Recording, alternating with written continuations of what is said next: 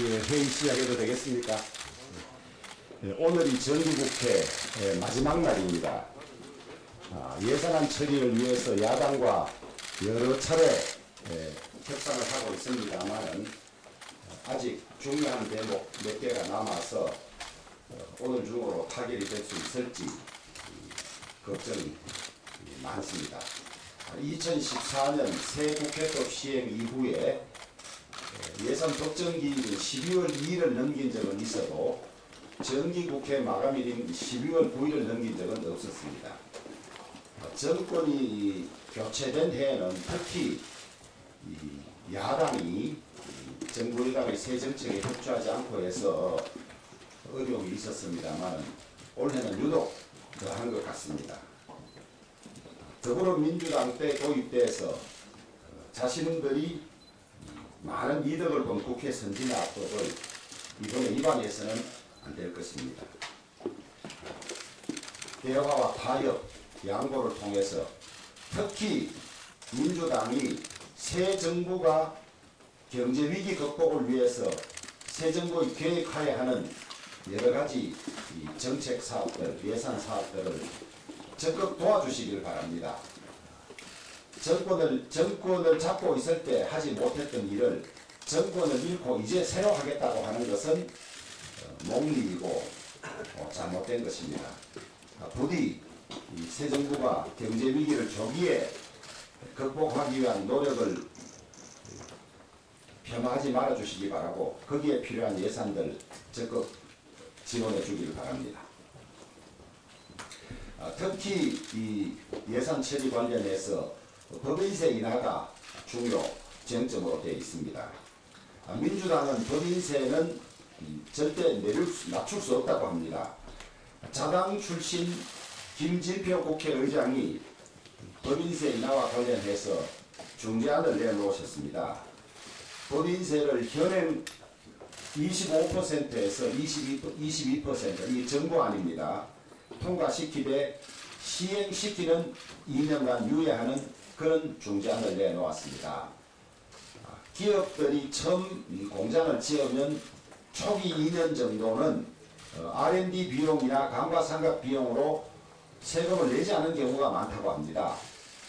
그래서 지금 중국에서 빠져나오는 투자 비용들, 회사들이 이 법인세에서 유리한 다른 나라, 특히 대만으로 가지 않고 우리나라에 투자하고 공장을 지을 수 있도록 하는 아주 좋은 중재안인데 이마저도 민주당이 선뜻 받아들이지 않고 있습니다. 반도체 글로벌 공급망 재편 상황에서 법인세 인하는 곧 국가 전체의 경쟁력과 직결되는 일입니다. 투자가 유치되어야 일자리가 생기고 일자리야말로 최고의 복지 아니겠습니까? 경쟁국인 대만의 경우 법인세율이 20%이고 지방세는 아예 없는 반면에 민주당의 주장대로 법인세를 낮추지 않으면 우리나라는 법인세 최고세율 25%에 지방세 10% 2.5를 합치면 27.5%나 됩니다. 대만과 무려 법인세에서 7.5%나 차이가 나는데 누가 대만 가지 않고 우리나라로 오겠습니까? 기업들이 조세 경쟁력을 확보하지 못하면 국가 미래 먹거리인 반도체 등을 대만을 비롯한 다른 나라에 빼앗기게 됩니다. 문재인 정권 때 법인세를 인상했는데요. 우리나라의 법인세 세율 경쟁력은 문재인 정부가 2018년 22%에서 25%로 인상한 후에는 그 전에 우리나라 법인세 세율 경쟁력이 27위였는데 올해는 무려 39위로 내려앉았습니다. 그런데도 민주당은 자당 출신 경제 전문가, 조세 전문가인 김진표 의장의 합당한 대안을 재벌 특혜다, 초보자 감세라고 하면서 겪지 않고 있습니다. 국민들이 이런 민주당의 행태를 낱낱이 기억하셨다가 다음 선거에서 반드시 심판해 주시기 바랍니다. 내일은 세계 인권 선언일입니다. 지금도 세계 도처에서 인권 유린이 자행되고 있지만 그 중에서도 최악은 북한의 인권 유린입니다. 북한 인권 정진을 위해서 무려 7년 전에 북한 인권법이 시행되고 그에 따라서 북한인권재단이 만들어졌지만은 시행 7년이 지난 지금까지 이사회가 구성되지 않아서 재단 출범이 온전치 못한 상태입니다. 재단 출범을 위해서는 여야가 각각 5명, 통일부 장관이 2명 추천하는 이사회 구성이 우선인데 민주당이 지금 7년째 이사 추천을 미루고 거부하고 있습니다. 통일부가 재단이사 추천 공문을 10회 이상 보내고 우리 당이 방문해서 협조를 요청하기도 했지만은 민주당은 요지부동입니다. 심지어 2021년 3월에는 우리 당이 추천한 재단이사 5명이 통일부 장관과 민주당을 상대로 재단 출범 지원과 관련해서 소송을 제기하기도 했지만은 원고 적격이 없다는 이유로 각하되기도 했습니다. 이사는 없는 상황에서 사무실 임대료 등으로 낭비된 혈세만 25억에 이를 정도입니다.